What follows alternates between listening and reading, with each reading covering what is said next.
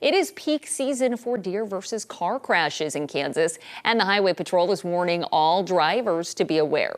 KSN's Aditi Lamba spoke with a state trooper about what's happening and what to do in case you are in a deer crash. Julia, the Kansas State Trooper I spoke with told me that October through December are the peak months for these type of accidents because it is the deer mating season. And November sees the highest number of deer vehicle crashes every year. A moment many drivers dread is coming face to face with a deer on the road. For one Kansas couple, this became a reality and an unforgettable encounter. So we were in two different vehicles driving in two different directions, and we managed to hit the same deer. When the deer hit Gina's car, it was thrown across the road in front of Ronnie's car, traveling in the opposite direction. When she told me she hit a deer, I'm like, there's not another chance that was not the same deer. So I was like, yeah, I hit the same deer. The couple says the damage to Gina's vehicle cost $6,000.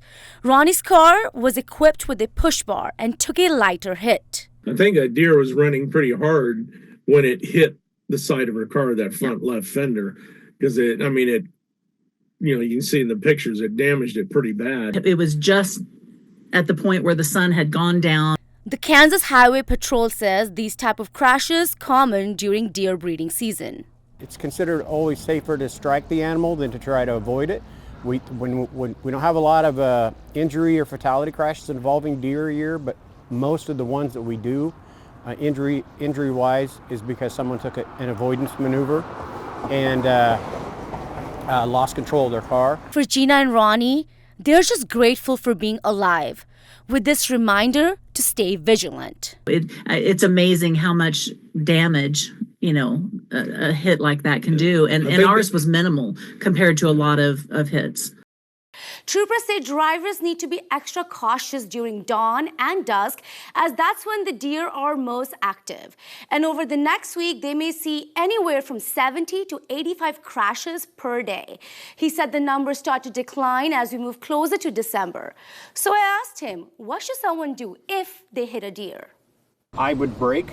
If you're going to swerve and do an avoidance maneuver, it's best if you do it under 40 miles per hour.